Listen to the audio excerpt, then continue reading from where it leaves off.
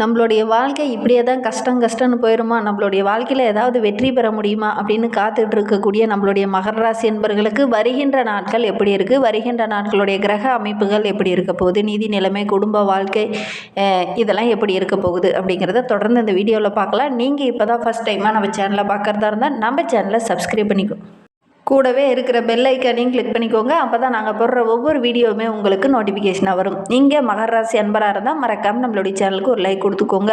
உங்களுக்கு ஜோதிட ரீதியாக ஏதாவது சந்தேகம் இருக்குது, ஜோதிடர்கிட்ட ஏதாவது ஆலோசனை வேணும் அப்படின்னா டிஸ்கிரிப்ஷனில் ஜோதிடரோட வாட்ஸ்அப் நம்பர் கொடுக்கப்பட்டிருக்கு. அந்த நம்பருக்கு கால் பண்ணி முன்பதிவு செய்துக்கோங்க. உங்களுடைய சந்தேகங்களுக்கு நல்ல ஒரு தீர்வு கிடைக்கும். மகர ராசி அப்படிங்கிறது ரொம்ப பொறுமையான ராசி அப்படின்னு சொல்லலாம். ஏன்னா நில ராசி ரொம்ப பொறுமையாக இருப்பாங்க, ரொம்ப விடாமுயற்சியோடு ஒவ்வொரு விஷயத்தையும் இருக்கக்கூடியவங்க இந்த மகர ராசி என்பர்கள் அப்படின்னே சொல்லலாம்.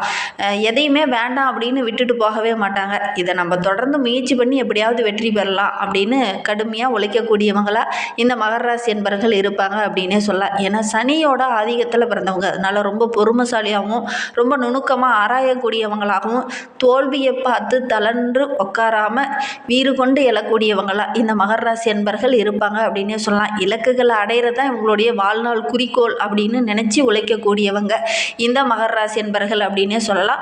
உழைப்புக்கு அஞ்ச மாட்டாங்க, அந்த அளவுக்கு கடுமையாக உழைக்கக்கூடியவங்களா இந்த மகர ராசி என்பர்கள் இருப்பாங்க அப்படின்னே சொல்லலாம். எந்த செயலுமே ஒரு முழு அர்ப்பணிப்போடு ஈடுபடக்கூடியவங்க இந்த மகர ராசி என்பர்கள். கடினமாக உழைப்பாளிகளாக பெரும்பாலும் இந்த மகர ராசி என்பர்கள் இருப்பாங்க அப்படின்னு சொல்லலாம். கடினமான உழைப்பு மட்டும் இல்லைங்க, இவங்ககிட்ட ரொம்ப ஒழுக்கம், ரொம்ப நம்பிக்கை, ஒரு சுய கட்டுப்பாட்டோடு இருக்கக்கூடியவங்க இவங்க இந்த மகர ராசி என்பர்கள் அப்படின்னே சொல்லலாம். நடைமுறைக்கு ஏற்ற ஒரு ராசி அப்படின்னு இவங்களை சொல்லலாம். ஒவ்வொன்றையும் சிந்திக்கக்கூடியவங்க. இவங்களுக்கு கொஞ்சம் கற்பனை திறன், ஞாபக சக்தி இதெல்லாம் கொஞ்சம் அதிகம் அப்படின்னே சொல்லலாம்.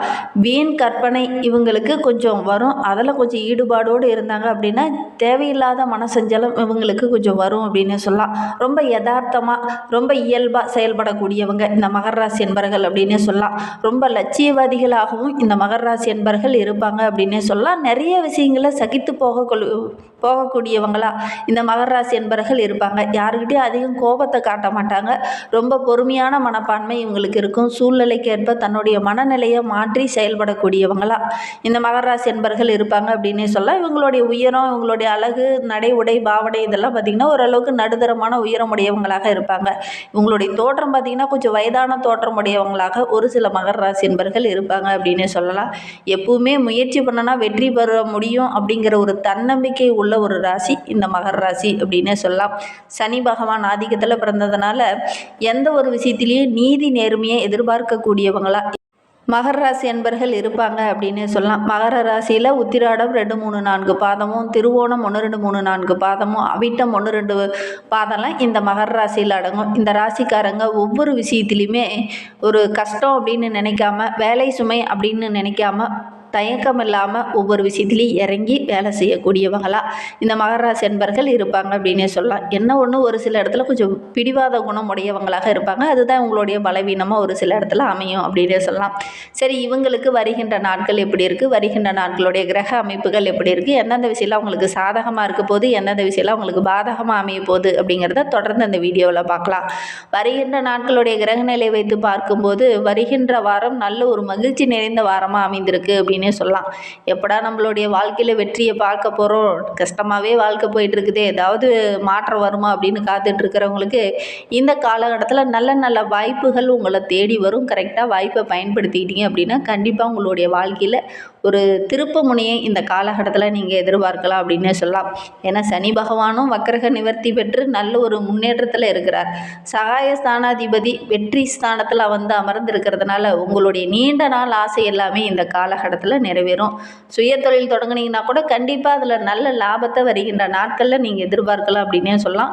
அந்த மாதிரி சுய தொழில் தொடங்கலாமா அப்படிங்கிற ஒரு ஆர்வமும் ஒரு மனப்பான்மையும் இந்த காலகட்டத்தில் இந்த மகர ராசி என்பவர்களுக்கு வரும் அப்படின்னே சொல்லலாம். ஏற்கனவே புதிய தொழில் செஞ்சிட்ருக்கீங்க, சுயமாக ஒரு தொழில் செஞ்சிட்ருக்கீங்க அப்படின்னா கூட ஒரு சிலர்லாம் புதிய கிளை எக்ஸ்ட்ரா ஒரு பிரான்ச் ஆரம்பித்து அதன் மூலிமா நல்ல லாபத்தை வருகின்ற நாட்களில் எதிர்பார்க்கலாம். வேலை இல்லாதவங்களுக்கெல்லாம் நல்ல ஒரு வேலை கிடைக்கும். படித்து முடிச்சுட்டு தகுதியான வேலை கிடைக்கல, ஏதோ கிடைச்ச வேலைக்கு போயிட்டுருக்கேன் அப்படின்னு சொல்லிட்டு இருந்தவங்களுக்கெல்லாம் உங்களுடைய திறமைக்கு ஏற்ற நல்ல ஒரு வேலை கிடைக்கும். அதற்கான சந்தர்ப்பங்கள் இந்த காலகட்டத்தில் உங்களுக்கு அமையும் அப்படின்னே சொல்லலாம். விஐபிகளோட அறிமுகம் கிடைக்கும். அதன் மூலிமா சின்ன சின்ன மாற்றங்களை வருகின்ற நாட்களில் இந்த மகர ராசி என்பவர்கள் எதிர்பார்க்கலாம் அப்படின்னே சொல்லலாம். விரயஸ்தானத்தில் சனி பகவானும் குருவோடைய பார்வையும் இருக்கிறதுனால ஏதாவது ஒரு சுப செலவுகள் வருகின்ற வாரத்தில் நீங்கள் செய்ய வேண்டிய ஒரு சூழ்நிலை ஏற்படும். வீட்டுக்கு தேவையான ஆடம்பர பொருள் ஒரு சிலர் வாங்குவீங்க. ஒரு சிலர் வீட்டுக்கு பார்த்திங்கன்னா இந்த காலகட்டத்தில் விருந்தினர்களுடைய வருகை இருக்கும். அதன் மூலிமா மனதில் இருக்கிற அந்த கவலை கொஞ்சம் குறைஞ்சி மனதுக்குள்ளே ஒரு உற்சாகம், ஒரு மகிழ்ச்சி இதெல்லாம் தென்படும் அப்படின்னே சொல்லலாம். கொடுக்கல் வாங்கல் விஷயத்தில் இந்த மகர ராசி என்பவர்கள் கவனமாக இருக்கணும். இல்லை அப்படின்னா ஏதாவது ஒரு பிரச்சனையில் மாட்டிக்கொள்ளக்கூடிய ஒரு சூழ்நிலை ஏற்படும். யாருக்கும் இந்த காலகட்டத்தில் வாக்குறுதி கொடுக்க வேண்டாம். குறிப்பாக நிதி சம்பந்தமான விஷயத்தில் நீங்கள் வாக்குறுதி கொடுக்க வேண்டாம். பொருளாதார நிலை அப்படின்னு எடுத்துக்கிட்டிங்கன்னா நல்ல ஒரு வளர்ச்சி உள்ள நாட்களாக வருகின்ற நாட்கள் அமைந்திருக்கு அப்படின்னு சொல்லலாம். கடந்த காலத்தில் இருந்த அந்த பிரச்சனை எல்லாமே சரியாகி வருகின்ற நாட்களில் நல்ல ஒரு முன்னேற்றம், சேமிக்கக்கூடிய வாய்ப்பெல்லாம் அமையும் அப்படின்னே சொல்லலாம். ஒரு சிலருக்கெல்லாம் ரொம்ப நாளாக ஒரு சொத்து கிடைக்கும்னு எதிர்பார்த்துட்டு இருந்திருப்பீங்க. குறிப்பாக உங்களுடைய பூர்வீக சொத்து கிடைக்கும் அப்படின்னு எதிர்பார்த்துட்டு இருந்திருப்பீங்க. ஆனால் அதெல்லாம் கிடைக்காம கொஞ்சம் கை நழுவி போகக்கூடிய ஒரு சூழ்நிலைக்கெல்லாம் தள்ளப்பட்டு இருந்திருப்பீங்க. அதெல்லாம் இப்போ கிடைக்கும். இந்த வருகின்ற நாட்களில் முயற்சி பண்ணிங்கன்னா உங்கள் பூர்வீக சொத்து உங்களுடைய கைக்கு, அதுவும் உங்களுடைய பேருக்கு மாறக்கூடிய அமைப்பு இருக்குது அப்படின்னே சொல்லலாம்.